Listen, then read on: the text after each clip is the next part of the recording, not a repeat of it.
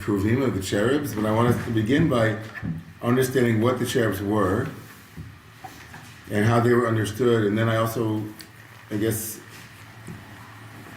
finally to kind of understand their function, or at least how they were understood to function and what their purpose was, from their origin until the very modern period. So there's a lot to cover. So let's try to get to it. And one of the documents will be it would have been way too much to put into one source sheet, and so we're going to look online. Caroline is going to put this source sheet online, and we're going to look at that for a bit, and then we'll make our way to the source sheet that you have in front of you here in the room. Both of them obviously will be online, two separate documents. So, Caroline, can you put the document number 2? Yeah, there you go. Okay, so if you can look here, we'll try to make this as large as possible here for the room as well. This is taken from a great website, which I recommend highly, called Torah.com. And there's lots of hissing. Okay, I don't know. It's the lights. Oh, it's the lights. Wow, very sensitive. Sorry about that. Okay. The Kruvim. Let's look at this article from Rabbi Zev Farber, who was actually the I think he created this website. It's kind of a beautiful admixture of Rabbi Kolorestis and I are frequently here, and I'm sure some of you as well, of academic scholarship combined with traditional scholarship. So kind of looking at the Torah through the lens of tradition, but also through the lens of other modes of inquiry and exploration. So archaeology, critical scholarship of language, and of comparative studies that other ancient Near Eastern A&E texts and things like that. So we're going to look at a little bit. We're going to be looking at the Kruvim through the lens, first of tradition, which we'll come back to, then we'll go to scholarship, and then we'll move to the sheets, the second set of sheets. Okay, so what are the Kruvim? If you look at source number 1 here on the page,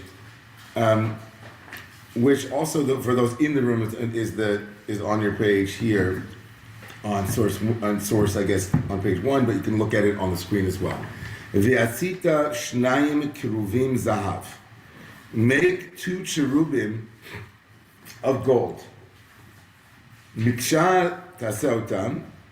Make them of hammered work, miksha, right? Which usually means that they are to be not alloyed. So it's not like you're taking something and then putting it together. It's made of one piece of one contiguous piece of metal, and it'll be hammered out, as it were, miksha, okay? And make them of hammered work, mishnei ksavot or mishnei ksota kaporet, for the 2 ends of the cover. What's the cover? Kaporet. The kaporet is apparently, which we already know from earlier in the texts, in the center of the sanctuary there would be there's going to be an ark, an aron. It'll be made of wood, but it'll also be covered in gold. And then on top of it, to cover the aron, what will be inside the aron, right? The testimony, the tablets, the testimony. It's called the Aron Edut. It's the ark of witnessing, the testimonial. The testimonial are these 2 sets of tablets. They're luchot even, and there'll be a kapar. There'll be this fantastic cover, which not only will serve to insulate it, but also be a part of the sacred audio system. It actually is a receiver as well. It's not just like the cover, but it also acts as a receiver. And out of this gold cover, they're going to knock out these cherubim, but we don't know what the cherubim are. It's not going to say what they are. So make one. We just know that there are 2 of them. Make one cherub at one end and the other cherub at the other end. Can you also? We can't see the text for some reason. Okay. Okay. I don't mean we can't see it. It wasn't up on the screen, and the guys in the room can't. The people in the room have to also be able to see it at the same time as those who are online. Okay, Apologies. great. Sorry, I just had to copy the link so I can get into the chat. Thank you. Okay, you're multi. Okay, got it. No, right. Perfect. That's great. Hold it. So make one cherub at one end and the other cherub at the other end, one piece, right? Of one piece. Mina kapora tasuta kuvim al shnei ktsotav. It has to be of the kapora. The kapora is the cover. Again, so just repeating itself, but make sure that they're one on each end. So far, so good. Now, verse 20 will say, "V'ayu kruvim porsei knafayim lamala." Let the kruvim, whatever these things are, let them have wings that are spread out above. Sochechim b'chanvahem ala kapor. Let their wings are shielding or hovering above, right, the kaporet. And then this vital piece of information, ufnehem ish el achiv, and their face, one to the brother, ish el achiv, man to the brother, literally means man to the brother, one to the brother, el kaporet pnei hakuvim, and but also being turned towards the cover, the faces of the kruvim. So what do we know from this? Thank you. Wow. Full service here, you guys. What do we know from this? We know that there's these things called kruvim, English, whatever. I just call them cherubs, but that's just a transliteration of phoneticized kruvim. So these kruvim, we don't know what they are. They have faces, apparently. They have wings, and there are two of them.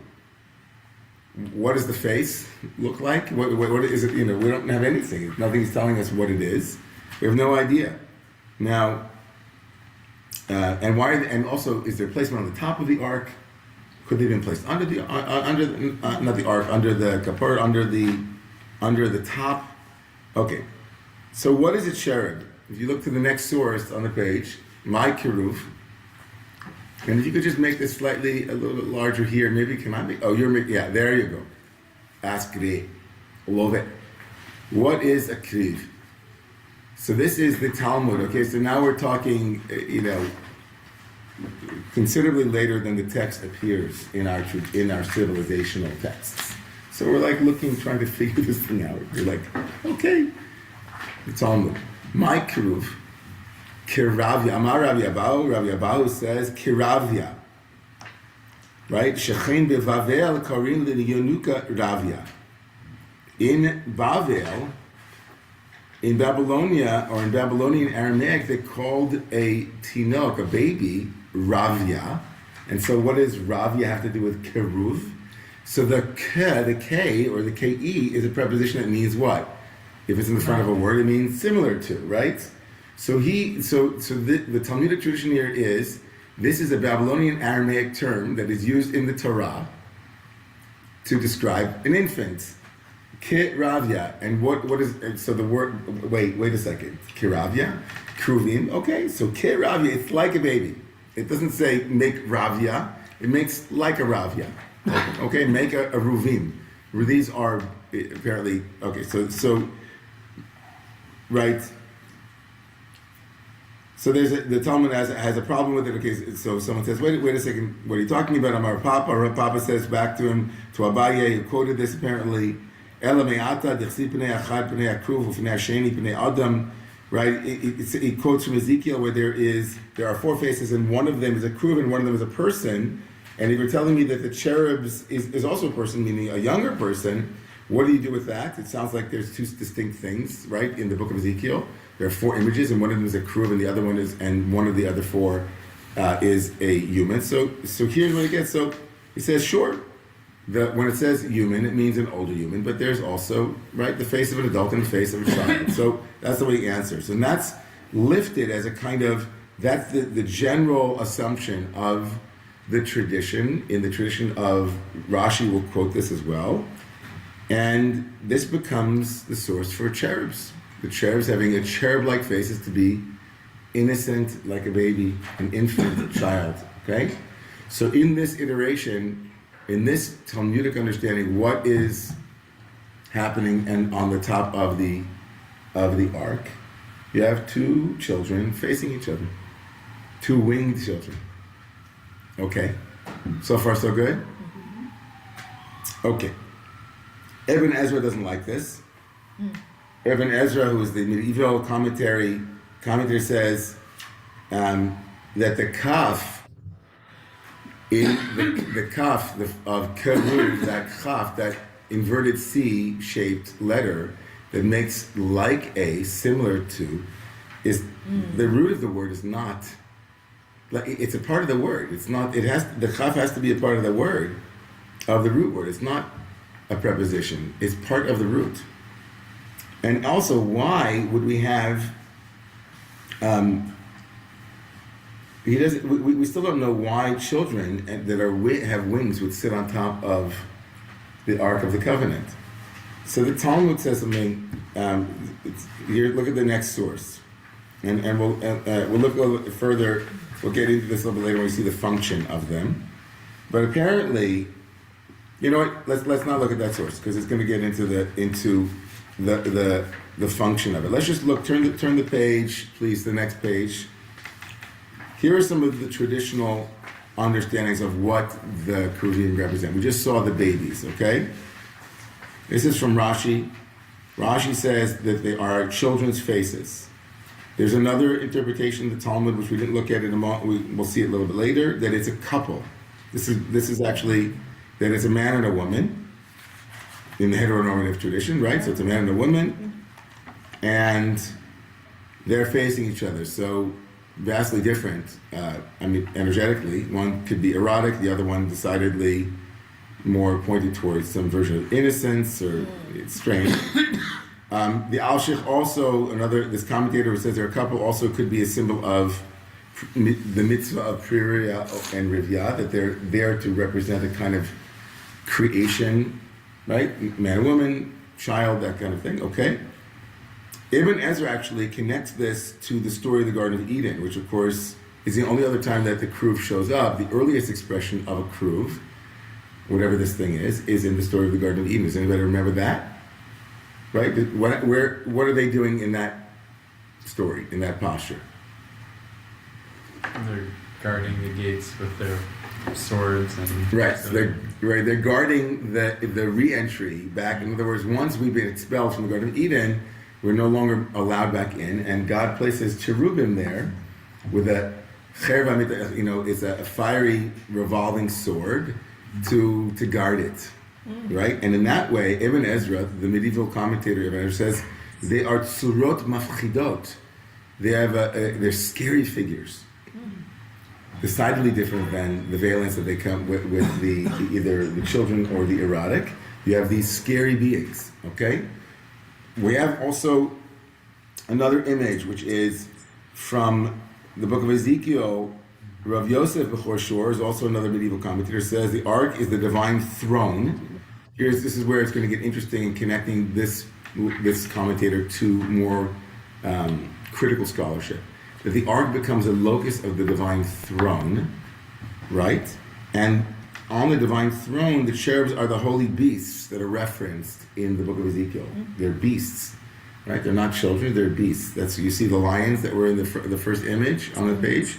So something about these beasts, this is an anticipation of later modern scholarship, something about them representing kind of like the guards who stand guard in front of the throne of the divine, right? Like bodyguards.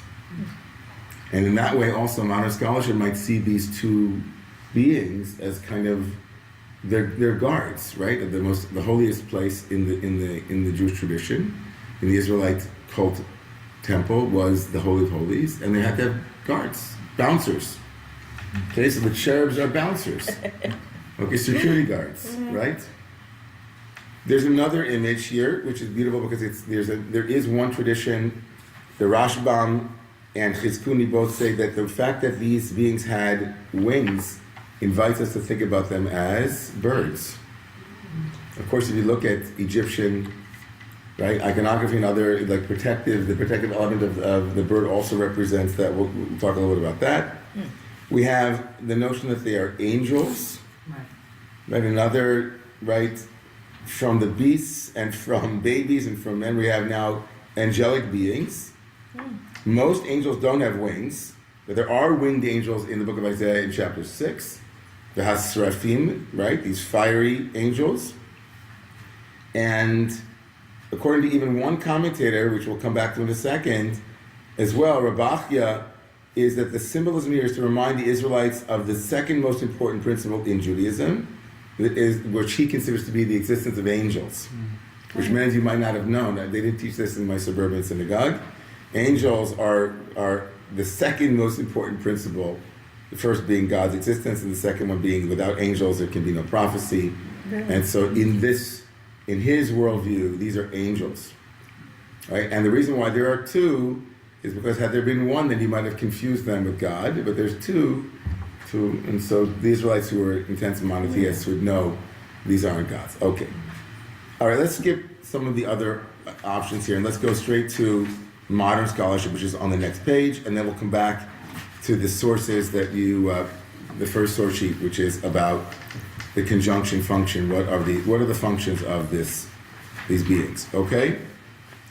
Now, modern scholarship has said that the Kruvim, and this is where modern scholarship is so helpful. There's a word in. Sorry. Apologies. I'll just mute whoever that was. Thank you. Sure. That in Akkadian, the word karibu, that's where the word karibu comes from. That karibu is a noun derived from the Akkadian root karebu, which means to bless. By the way, this of course is noticed by many commentators, by the way, who say that the word for karuv is the same letters as the word for blessing. Right? Baruch, barech, it's there, just the letters are inverted, right? Karuv is a chaf, chaf sofit, right? Bet, reish, chaf. So the word karibu are blessed ones. Genies or lower level divine beings whose function as supplicants, standing before the God and praying on behalf of others. So these Kruvim are, in that model, they are generally pictured as colossal bulls. And so apparently, according to scholarship, the Torah incorporates the Akkadian concept of karibu in the Hebraicized cherub, karibu, cherub, right? So, and maybe their function changes here from what the Akkadians imagined, that having a supplicant, right? The ones who stand there to supplicate on behalf of the Jewish people, whatever it might be, an intermediary. And maybe there's just like difference here. But nonetheless, like, it's not as Rashi, let's just assume for a moment that we're not going to throw out, we'll get back to the innocence of the Ravya, of the innocent child, but it's no longer a mystery where the word kruv comes from. It's from karibu, which means blessed ones. It's an Akkadian word. It has, we borrow the letters and we have the word blessing from the same letters, but it's not kit ravya, it's karibu or karebu, karivim. These are the blessed ones. Now, but what is their function? Because we see clearly that the kruvim act as in a number of different functions. So here's image number one. We're going to have 4 images and then we'll go to the next sources. So the kruvim can be guards. Chapter 3 of the book of Genesis has them as standing and stationing at the east of the Garden of Eden, east of Eden, where the cherubim and the fiery, ever-turning sword guard the way to the tree of life. And so from this source, the cherubs are a kind of divine guard, right? In Shlomo's temple, in the Temple of Solomon, these cherubs were 22 feet high. Wow. And so unlike the cherubs of the ark, they were gigantic in size, and instead of facing each other, they faced the door. So facing the door feels a little bit smarter, right? If they're guards. If you're facing each other, you might miss something. So classically, if you look at some of these images on the next page, you'll see, on the next page, you see the guards there, the cherubs of sorts, right? Mm-hmm. They are facing outward. They're guarding the door, right? Now, that's clearly not what's going on the cherubs of the ark. But just to give you a sense of their function, the cherubs of the ark would only work that way if they were facing outwardly. So, I mean, they still could be protecting it as guards do, but it's not exactly that model. So here's another image. The second image is that they draw the divine chariot. So this connects us to both the book of Ezekiel and the book of Psalms, where God has a chariot, what's called a merkava. You'll have heard of that, a merkava. it's in the first chapter of the book of Ezekiel, God has a chariot, and God rides this chariot, almost like borrowed from the great limousine in the sky, the great retinue, the great God is in this great chariot, modeled on God as king in that source. It also becomes a mystical concept in Judaism, right? One can actually create a divine chariot through contemplation and then experience connection to God in that way. But the term chariot doesn't really appear in the chapters of those sources where there are kruvim. But since God is described as riding the kruvim, God is Yoshev the kruvim, the one who rides or sits with the chariots or rides upon them. They're apparently carrying God into the sky in chapter 10 of the book of Ezekiel, right? So in some sense, they are carrying or functioning as God's chariot, right? This is a very common theme in the ancient Near East. In the A&E Phoenician art has a sphinx, right, that drives the war chariots of the divine. We find this also developed in ancient Greek and Roman worlds, right? People are familiar with those, for sure. Apollo and Poseidon, all of them are held by these winged horses and so on.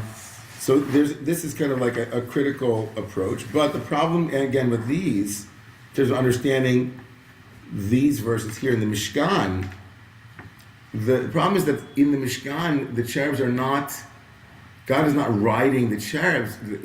They're on top of the ark, not below. It wouldn't be appropriate to say that God is being, that the cherubs God rides the cherubs in the ark. The cherubs are above the ark, in the Mishkan rather. Like God's not riding anything in the ark. So it's a bit strange, to apply that here. But it's nice to know that is one of the possibilities, right?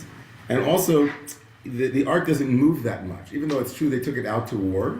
That's true, they would take it out to war. He even saw Aaron, right? That when the ark would move, but generally it stays in the sanctuary, and so it doesn't really make sense to see it as a moving chariot in some sense. Okay, so what else? What about the divine throne? There's a great idea. The kisei, the throne of the divine, is an image that appears in both Samuel and in Kings and in Isaiah, Malachim and in Yeshayahu. God is the one who is sitting upon the cherubs. God, in that sense, many scholars say that the cherubs are part of the divine throne, almost like a platform upon which God will sit or stand, and from which God will speak. So that you can imagine like the cherubs and the kaporet, which is this, right, the cover for the ark, as a kind of footstool, or like the place where God's throne, right, is either part of the throne, some such thing. You see it in the next page. Look at the next page. The throne in Egyptian art, the Tutankhamun throne. Look at this one. Fascinating. The next one. Next page. One more. Uno más.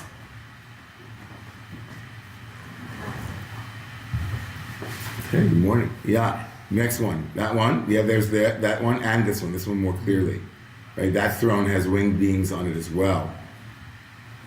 And the horse is facing forward, fascinating, right? So in this model, maybe the Kruvim that are on top of the Ark of Witnessing are borrowing their function from this, and kind of like a nice, interesting connection. But there's a scholar named Ranan Eichler who argued against the idea of the cherubs being a part of the divine throne. First, he writes that the ark itself that is emphasized as being synonymous with God's presence. It's God's presence is in the ark, but not on the cherubim. I mean, it's between the cherubim, but not the cherubim itself, right? And the wings, God's presence will be between the wings of them. It's not exactly functioning like a throne would function. And so it's a little bit problematic. Not entire. And there's also no seat anywhere. We don't have a seat when it comes to the ark. It's not like there's any sense of a seat, or right? The cherubs are facing each other also. Again, even in this picture, look in which direction they're facing. They're not facing each other. So this is all, again, we're now going to look at what the rabbis were making of this. And you can take this article and you can play with it if you want it, where it's in the chat. But one of the things that I wanted to see from this article is that looking at our traditional literature exclusively will not shed as much light as looking at together with this kind of modern academic or critical approach, because not because we can't make meaning ourselves and make up a story, but because there's some elegant meanings that are just not available to those who didn't have access to Near Eastern texts and comparative religious texts. So we know that the word kruv is probably from the Akkadian. We know that the kruvim have at least 4 functions. Are any of those particular functions accurately describing what's happening on the ark? Not exactly. And it lends itself to some extent. The most powerful problem with any of those 4 images is the directionality of the kruvim, right? Whatever the faces are of these beings and the wings, it was 2 things. It's one, that they don't face outward, and the kruvim, as we saw, are usually guarding something, and they're facing one another, and the text goes out of its way to make it known that they are facing each other.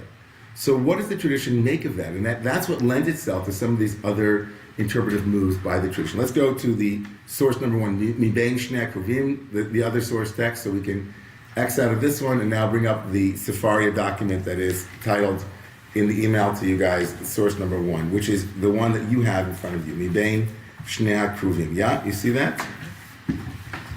We're going to start there now. So immediately you see in source number, right? If you look in source 1 on page 1, you with me? When Moshe would come into the tent of meeting, which is, by the way, maybe the most important clue into why the rabbis saw it the way they saw it, is because the tent itself, which is called the Mishkan, is also known as the tent of Moed, of seeing, of intimacy, of connection.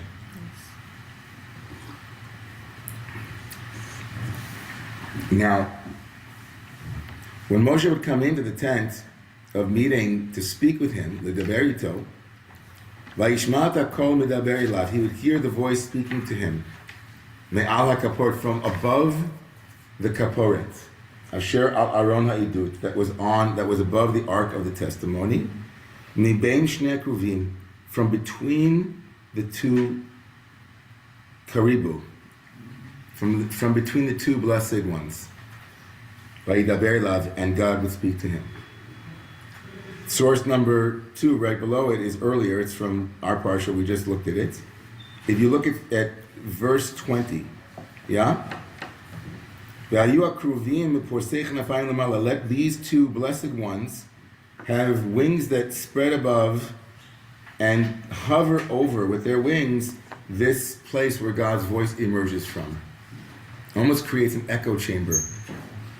Almost creates a kind of a contained space for divine sound. Ufnehem, and this is where the text undermines and destabilizes the more academic and comparative understanding of what are they doing here, right? Ufnehem ish elachiv, the face is one to the brother, not one to the other, but one to the brother. Almost sounds like twins to me.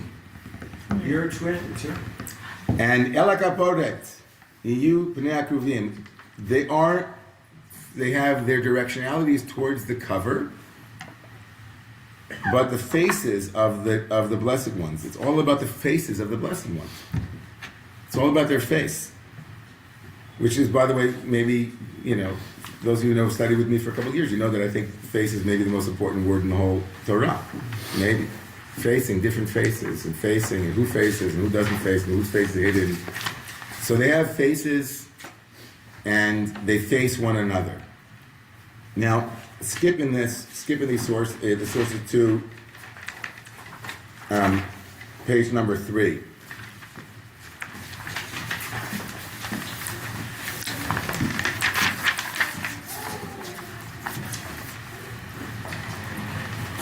Ketzad hayu omdin.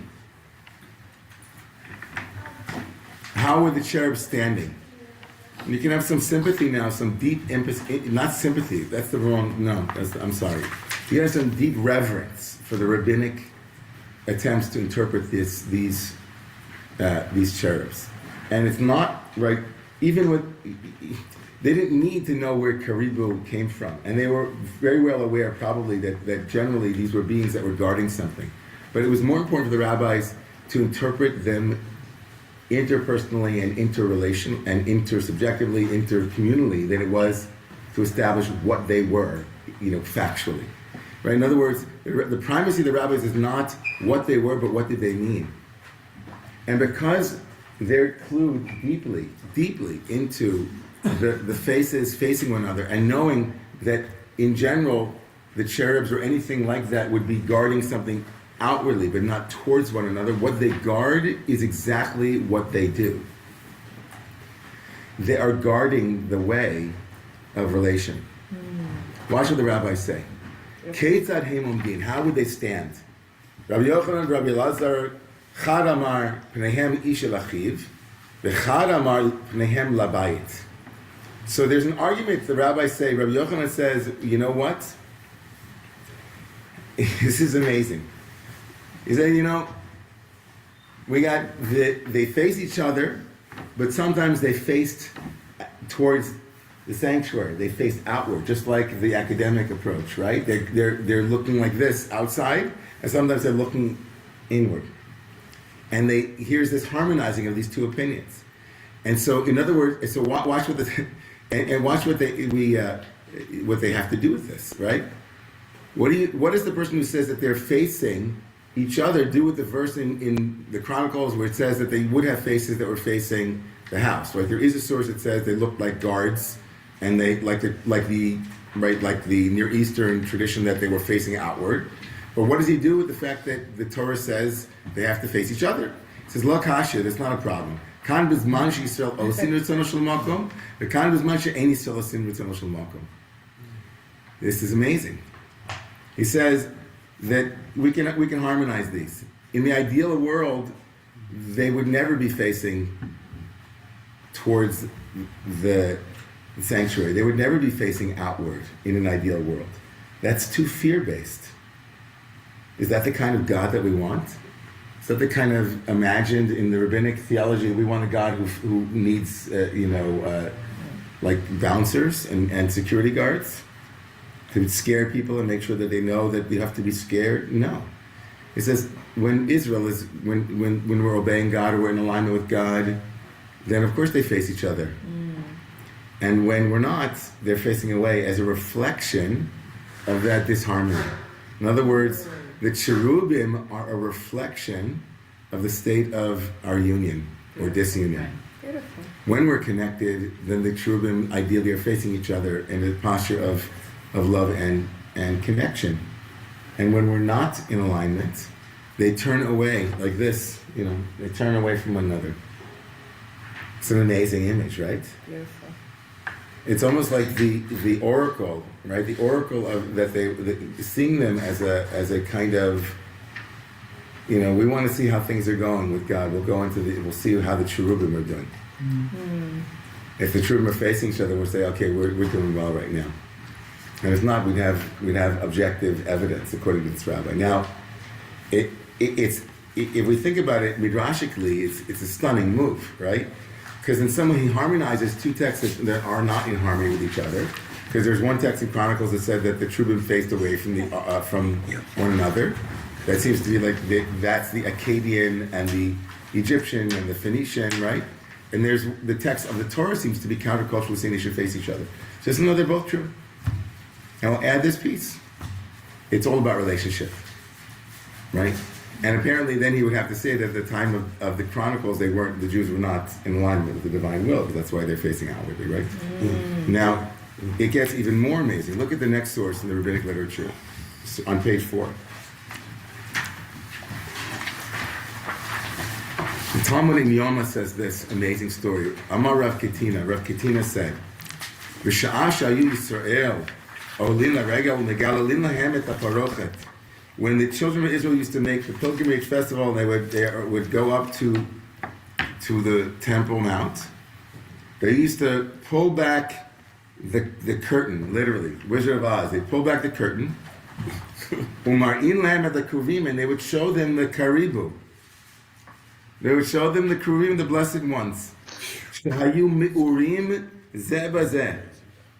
That they were, not only were they facing each other, but what were they doing? They were hugging.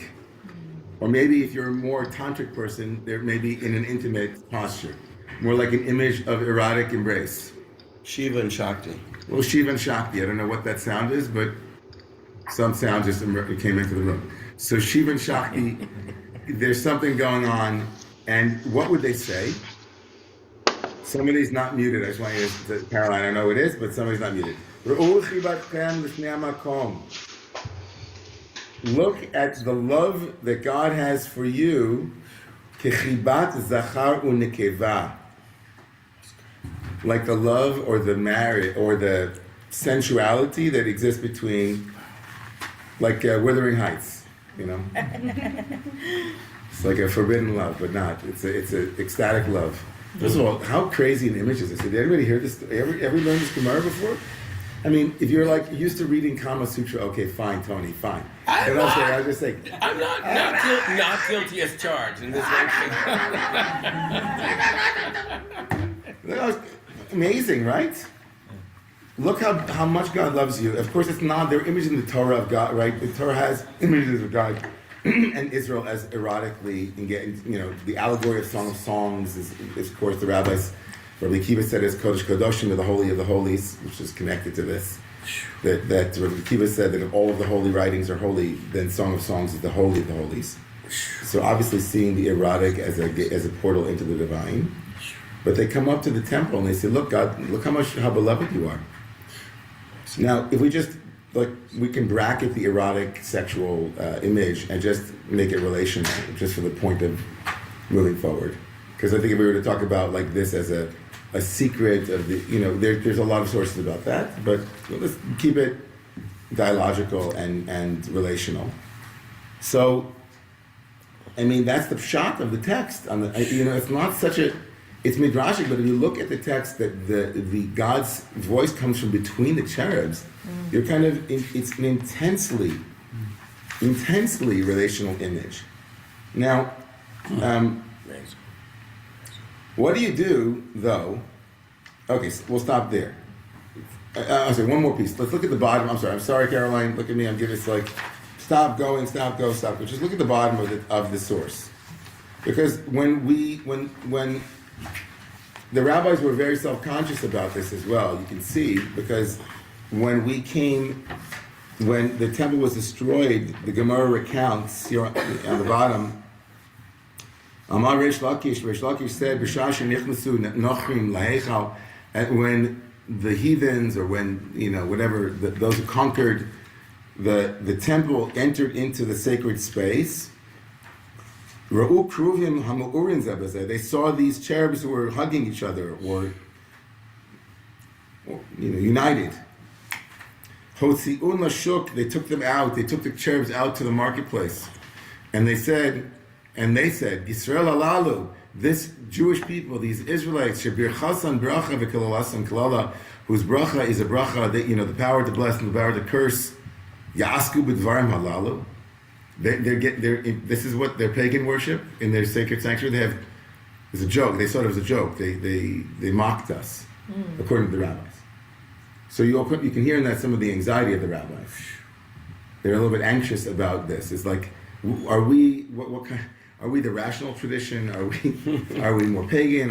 What's happening here? Is it are we children with God? Like there's something in this story. The rabbis trying to make sense. They're both proud of the fact that this image of lovers is in the holiest of holies, which highlights and underscores and centralizes and centers relational intimacy as a paradigm for divine human relations. But they're also a little bit nervous about it. What do others think about? Jews are always like, what do they think about? They're gonna be nervous. They're gonna make fun of us. So, I was going to stop, but I think that it would be smart to have a broader conversation. But in order to do that, I want to. We don't have enough time. I always say we don't have time, but we don't. But there's the general question of how we are permitted to have after we made a golden calf, or how can we have these golden images inside of the ark, and that's addressed here by by Rashi, and then famously by Maimonides. You can look at that later today in your outside of our shul time. Take this with you. There's some I bolded the areas where Maimonides on page 8 speaks to the charge of idolatry and why it isn't. Let's look at Lord or Rabbi Lord Jonathan Sachs, and let's take this image into something, again, even more back in the relational before we open it up, okay? On page 9, it says, above the ark were two figures, cherubim, kerebu. The Torah says that their faces were turned to one another, ufnehem ish el achiv. Ostensibly, this was a great risk. The Israelites had been told not to make any likeness that might be worshipped as a god, an idol. The sanctuary itself was constructed in the aftermath of such an episode, the making of the golden calf. That's just one opinion, but let's go with that one. Why then were figures introduced into the Holy of Holies? It was between the two cherubs that God spoke to Moses. The message of this symbol was so significant that it was deemed by God himself to be sufficient to outweigh the risk of misunderstanding. God speaks where two persons, this is of the opinion, by the way, that these are two people, right? That the image of the cherub is not a lion or a beast or even an infant, but of two people. Wow. God speaks where two persons turn their face to one another in love, embrace, generosity, and care. Of course, he takes this from Martin Buber. There's right, Buber's the man. I love that. Gotta love This is Buber. pure Buber. It's This just is all between Buber. a Buber, This is it's all Buber. That's all Buber all the time. Right? Buber all the time. I mean, Levinas took Buber and then up to Buber, but I think. But I'm a Levinas. Okay. Buber. When two people relate to each other authentically, and that's the key word here, by the way, authentically. Right? When two people relate to each other authentically and humanly, God is the electricity that surges between them. This is like Martin Buber's, this is his whole thing. Yeah. This is his work with. So what's being guarded? So there's another way of ameliorating this. We talked about this. If the cherubs are also, if we try to bring academic scholarship with rabbinic, folklore, we're still in the same space here of guarding something. But what is being guarded is not out there, but between us. And it's also not within us, like Jung or a lot of misinterpretations of So Eastern. it's something. It's something. The space between us, like when we think of. Let's imagine that the cherubs were not the place where God's locus or God's energy flowed, but all Moses had to do was go in and meet God, and so it was just the two of them. And then Moshe would be like, okay, between me and God, but that's not between two humans, right? It's not related, it's just me and God. So here we have these keruvim who become the transmitters. It's the charge that's between them, and even to the extent that the rabbis will say, I will communicate in the very bodily posture of, right? When you are relating to me from a place of disobedience, then I will mirror that.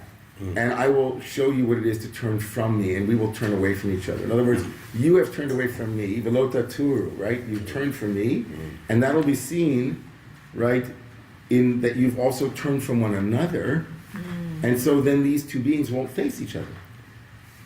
And only when they face each other in that rabbinic loss is there, and guard the space between them. Guarding the space between them as a sacred locus of the divine then allows Moshe to come, and then Moshe is not actually, it's almost like Moshe is being eavesdropping on the conversation that's happening between the two cherubs, and his prophecy now is not directly, as it were, in that space to him, but something that's almost an echo of what's happening between the two cherubs, right? And so this sets up a completely different model than the isolated monad of Moses's solipsistic divine revelation. He has to actually enter a meeting space. And Moshe is famously, we don't see Moshe interact, like Moshe interacts, but his wife, we're not, to make this the centerpiece of the tradition, underscores, and happily so for someone like Buber, the power of the in-between. Now, if you look, I can't end without having this Leonard Bernstein. I used it last night in my sermon. Then we'll go to the room and the Zoom. Okay, this is some great stuff here. This whoever, I don't remember who showed this to me, but it's a famous story about Leonard Bernstein I spoke about last night at Oneg on the east side Romemu. We apparently on April 6, 1962, in Carnegie Hall, Leonard Bernstein stood up and said all this. He came out onto the stage at Carnegie Hall and said, "Don't be frightened, Mr. Gould is here. He will appear in a moment," right? It was Glenn Gould was going to be doing Brahms, I think in D minor. It was kind of a concerto of Brahms. And listen to what he said. "He will appear in a moment. I'm not, as you know, in the habit of speaking on any concert except the Thursday night previews, but a curious situation has arisen, which merits, I think, a word or two. You are about to hear a rather, shall we say, unorthodox performance of the Brahms D minor concerto, a performance distinctly different from any I've ever heard, or even dreamt of for that matter, in its remarkably broad tempi and its frequent departures from Brahms' dynamic indications. I cannot say I am in total agreement with Mr. Gould's conception, and this raises the interesting question. What am I doing conducting it? I'm conducting it because Mr. Gould is so valid and serious an artist that I must take seriously anything he conceives in good faith, and his conception is interesting enough so that I feel you should hear it too. But the age-old question still remains, in a concerto, who is the boss, the soloist or the conductor? The answer is, of course, sometimes one, sometimes the other, depending on the people involved. But almost always the two manage to get together by persuasion or charm or even threats to achieve unified performance. I've only once before in my life had to submit to a soloist's wholly new and incompatible concept, and that was the last time I accompanied Mr. Gould. But this time, the discrepancies between our views are so great that I feel I must make this small disclaimer. Then why, to repeat the question, am I conducting it? Why do I not make a minor scandal, get a substitute soloist, or let an assistant conduct? Because I am fascinated, glad to have a chance for a new look at this much-played work, because what's more, there are moments in Mr. Gould's performance that emerge with astonishing freshness and conviction. And thirdly, because we can all learn something from this extraordinary artist who is a thinking performer. And finally, because there is in music what Dmitri Mitropoulos used to call the sportive element. That factor of curiosity, adventure, experiment, and I can assure you that it has been an adventure this week collaborating with Mr. Gould on this Brahms concerto, and it's in this spirit of adventure that we now present it to you. Nice. I just wanted to say there was somebody that I spoke to this week, and I'm opening this up now totally to the room about the cherubs. We're not going to get to half of what I wanted to talk about, but that's always the case. We have 20 good minutes. We'll start a little bit later than usual, but there was somebody this week that was talking to me about and this, I allow myself to say this one thing about the nature of my oratory during the first year after October 7th. And this person was talking about how, it was very obvious to everybody in the community that there are many in the community that loved what I was saying, there are many in the community that didn't like what I was saying. That's just a fact, and that's okay. But what was remarkable is the person framed it as that in our community, thank God, there were more than one voice from the pulpit. And I think that's true. But I also want to say that I live by this. And there were moments in this community over the last 3.5 years where it was clear to me that there was a very different tone that was needed, but not for me. Wouldn't have been honest and in alignment with who and where I was, but that the community needed that voice to be clear and unimpeded. And I very much resonated with exactly what Leonard Bernstein said about Glenn Gould, and I think it's very true about the Kruvim, and I think it's very true about the Kruvim, and it's very true about relationship, and that's it, everybody. That's all, folks. Let's open it up in the room and in the Zoom. Let's go, guys. What do you have to say about the Kruvim? What came up? What touched you? What you just said is possibly the most interesting. Beautiful. Wow, great. For you, I'm happy to hear that. What would you like to say about the Kruvim and what they stand for you, and how relationship and like any of the pieces here? Oh my goodness, there's one Hasidic teaching that I also included here, but maybe as icing on the cake at the end. Okay, in the room. Oh, Ariel's here. Ariel, Wendy, Ben. Tomas is the fourth one in the room, and then we're going to go to the Zoom Agog. Okay, go ahead.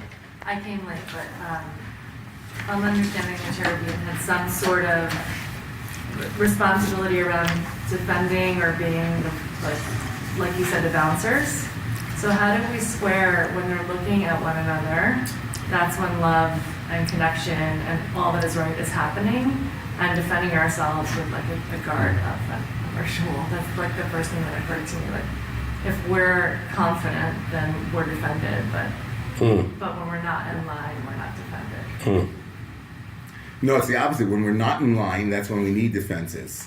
That's the image in the Talmud is that there are two distinct images. The image of in Near Eastern philosophical traditions or in Near Eastern civilizational examples of these karibu. In that one image of them as bouncers or protectors, they stand on the side of the royal throne and they're projecting outwards, watching for any enemies or anything dangerous to come. And their purpose is to scare.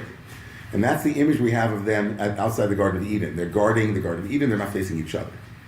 And then the image of the Torah though doesn't have them, and this is what's radical. But the Torah takes an image that was extant in the cultures and ever so slightly changes them, and so that it's familiar but unfamiliar. And they say that the kind of God that we are going to be worshiping is not a God who needs fear, right? We need a God. We want a God that is relational, and so when we're aligned, they're not going to be facing outward to scare God or scare us away from God. Their posture of turning away from each other is an expression of our having turned away from the divine, right? And so they just completely changed the model, and they said that we're going to face each other is when we're in alignment, and when we're facing away from each other, when the cherubs are facing away, it means that we're out of alignment with the divine.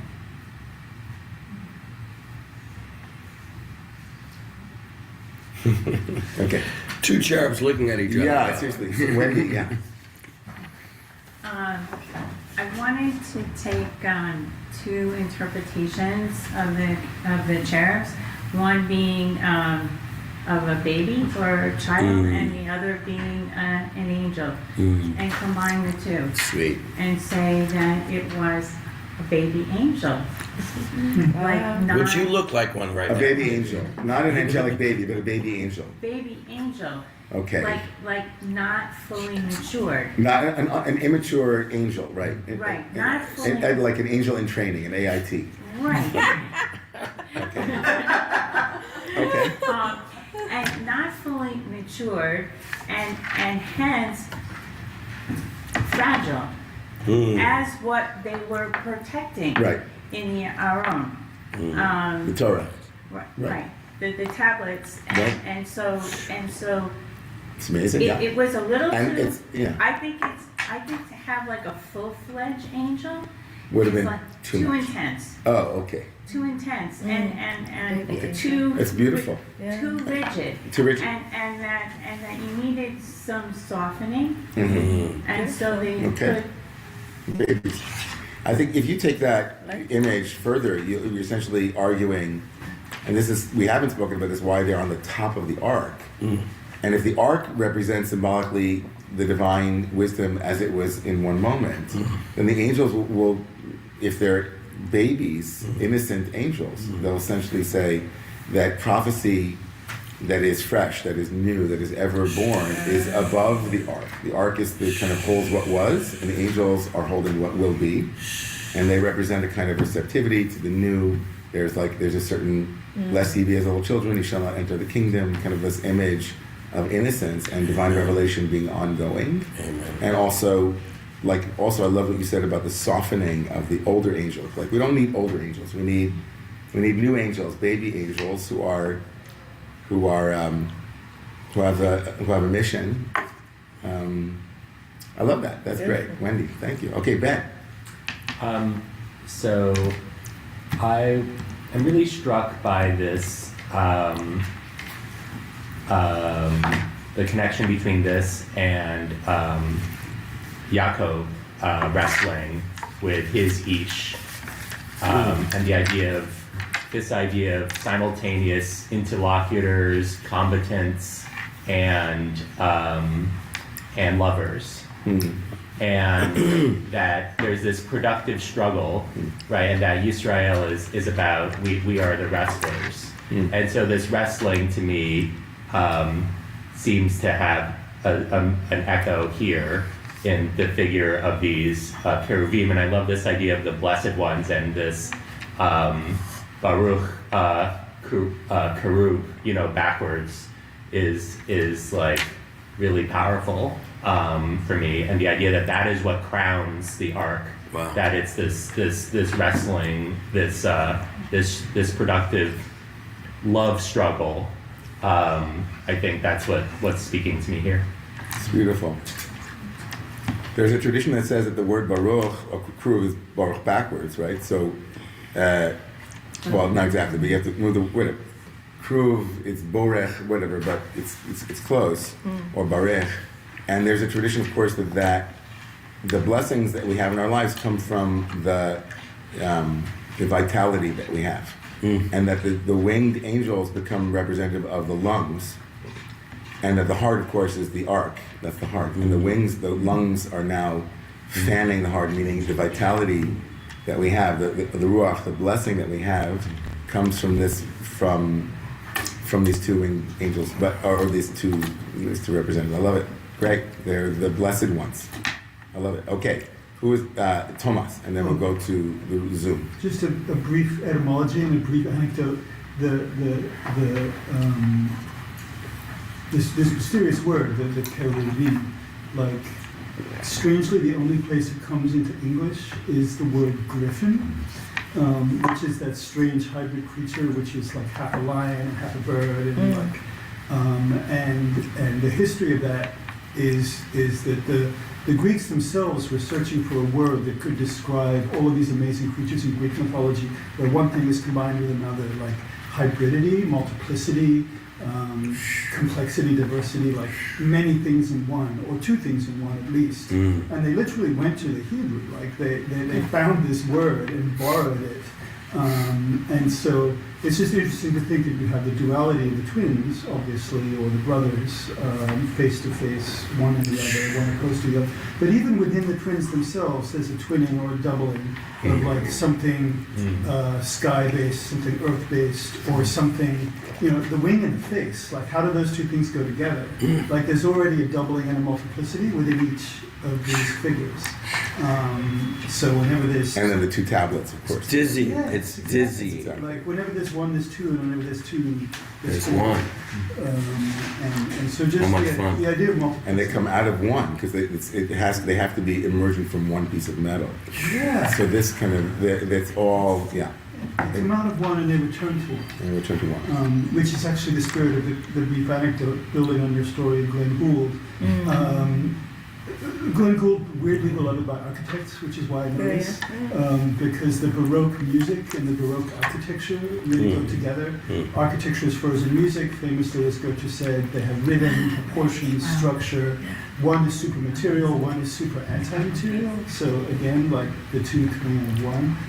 But the story about Glenn Gould, famous for the the Goldberg variations of Bach, which are these 20 variations on a single piece. So again, multiplicity coming out of unity.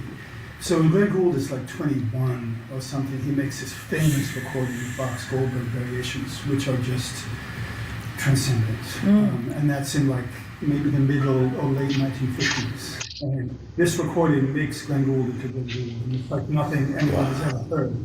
And then, at the very end of his troubled life, he just decides to do it again. Because he doesn't... Caroline, somebody unmuted? Yeah, I'm looking, it's weird. I think the sound might be coming from the room, because, 1 second. There we go, thank you. Thank you. He has this perfect recording that makes his reputation. He can never get any better than this one perfect performance. But at the end of his brief and troubled life, he decides to do it again. And that's like the early 1980s, so it's the 50s to the 80s, 30 years later. And the second performance is all of this Buberesque Levinas quality. It's in this absolutely playful and undermining and subversive dialogue with the thing he got perfect. Famously got perfect. And he makes a second recording to just undermine the perfection of the first one. It's the second tablets, right? It's the second tablet. First tablet, second Whoa. tablet. And I think it was the first performance, again, isn't mistaken for the divine, isn't the one. There has to be two. The There two has to be two, performances right. are facing each other across time. Whoa. And it's amazing. I recommend to everyone for your non-services Shabbat activity just to listen to these two recordings because they are in just Amazing. such a radical Beautiful. dialogue across time. Whoa. Beautiful. Yasher Koach. Asher Chaim. Thank you, Rav, for bringing all of these different midrashim and scholarly tools together. I see a lot of hands raised, so I'll try to be brief. I have my inner curmudgeon, or perhaps neo-Karaite, which is when I see a midrash that goes against biblical theology, sometimes I just plain bristle. And yes, there's also that inner rationalist, the notion that the Keruvim are somehow pivoting or rotating by themselves. Are they angels? It's wonderful artistic imagination, but when I was a kid, they tried to teach me as if it was physically happening on the ground. And maybe that's what poisoned me to that midrash. Not to mention the midrash from the Talmud Yoma of open curtains and the people seeing, which, first of all, that second temple, or after the second temple was destroyed, when that midrash is imagining it. And there wasn't even an ark in the second temple because temple. Watch Harrison Ford if you don't believe me. But the notion of seeing the Kruvim, biblical theology, Exodus, Leviticus, nobody ever sees the Kruvim. Nobody ever sees the ark. The one time a year that the Kohen Gadol goes into the room, there's a smoke screen. So with all of this, I do like the idea of the Kruvim as part of the throne. And the throne is resting on a foundation. And the ark, the tablets, all of that is the foundation. So in effect, the text that we receive is the foundation on which we build our perception of God. And I loved the idea of the two Kruvim creating a liminal space so that when God speaks to Moshe through a liminal space, it's concretized in that image. Thank you for tickling my neurons and for all the inspiration. Sorry for my grumpiness. Dibarti. No, it should not be. Love that. That there's the Karim are not only above the ark, they're also woven into the tapestry of the parochet itself. Like the actual curtain itself had Kruvim in it. So it's kind of like where they're looking at the Kruvim on the ark, where they're looking at the Kruvim in the parochet, in the curtain. Let's see. Okay, I don't know who Zoom user guest is next on the list here.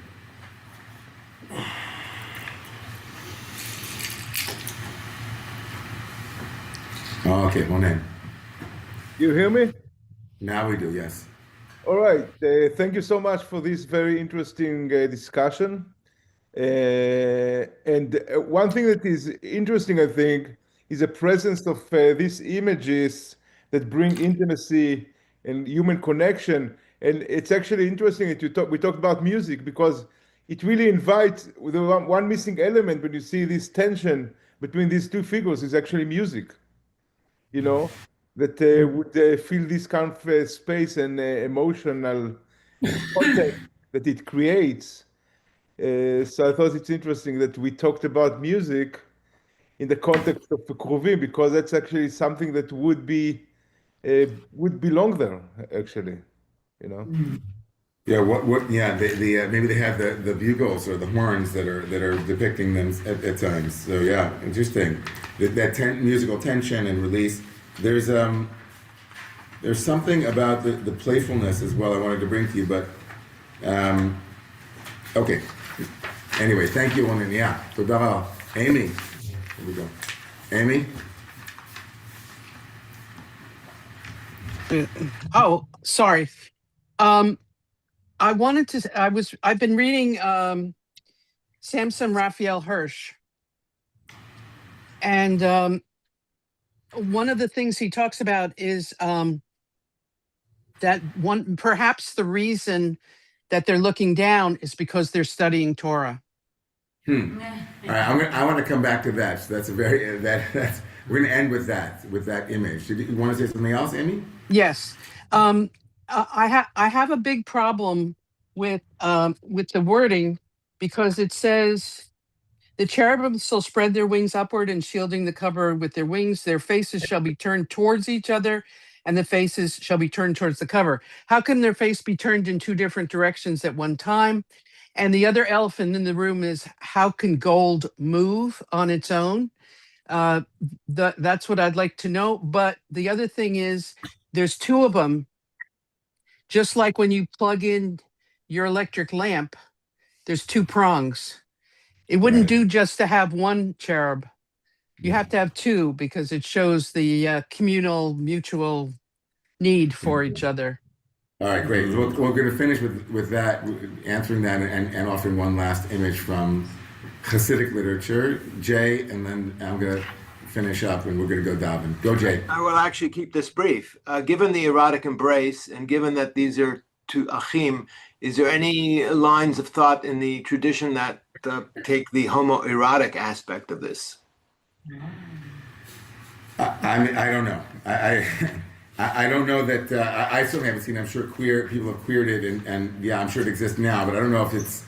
I don't know that those two, that all of those images work together. I think there's the image of the man and woman as one erotic image. There's the child as another. The brothers, the angels are all kind of multiple images. But there's a suggestion of it. There's a hint of it. If we're bringing two things together seems to be the entire point of this conversation. And it's a heated rivalry, as it were. So it's good that the things are melting.